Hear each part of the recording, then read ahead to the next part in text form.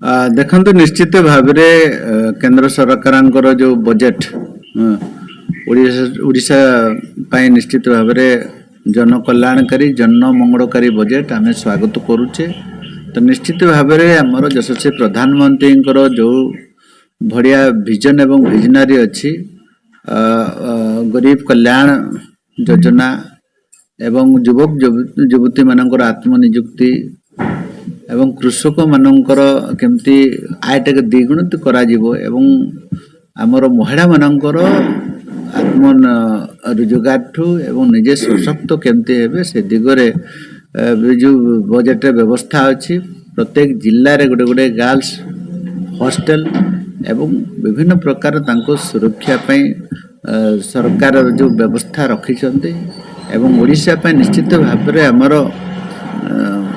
ଶୁଭଙ୍କର ଅଛି। ଓଡ଼ିଶା ସରକାର ଏଥିରେ 72,000 କୋଟି ଟଙ୍କାର ବ୍ୟବସ୍ଥା ଏବଂ ଆମର ନ୍ୟାସନାଲ ୱାଟରୱେ ଯେଉଁ ଏବଂ ମାଇନ୍ସ କରିଡର ଏବଂ ଟୁରିଜିମ୍ ଯେଉଁଟା ଓଡ଼ିଶା ପ୍ରାକୃତିକ ସମ୍ପଦ ଭରପୁର ଅଛି ଶିମିଳିପାଳଠୁ ଆରମ୍ଭ କରି ଭିତରକନିକା ଡେବ୍ରିଗଡ଼ ଚିଲିକା ଆପଣଙ୍କର କୋଣାର୍କ ପୁରୀ ଏଭଳିଆ ସୌନ୍ଦର୍ଯ୍ୟ ଭରା ସବୁଜ ବନାନୀ ଅଛି ଯେଉଁଟାକି ଓଡ଼ିଶା ଲାଭ ପାଇବ। କେନ୍ଦ୍ର ସରକାର ଏଥିରେ ସବୁ ଅନ୍ତର୍ଭୁକ୍ତ କରିଛନ୍ତି। ନିଶ୍ଚିତ ଭାବରେ କେନ୍ଦ୍ର ସରକାର ମାନବର ଯଶସ୍ୱୀ ପ୍ରଧାନମନ୍ତ୍ରୀ ଏବଂ ନିର୍ମଳା ସୀତାରମଣଙ୍କୁ ଧନ୍ୟବାଦ ଦେବି। ଓଡ଼ିଶାର ଯେଉଁ ପ୍ରାୟୋରିଟି ଦେଇଛନ୍ତି ନିଶ୍ଚିତ ଭାବରେ ଏ ଅଞ୍ଚଳରେ ରୋଜଗାର ଆତ୍ମନିଯୁକ୍ତି ମିଳିବାର ସମ୍ଭାବନା ଅଛି।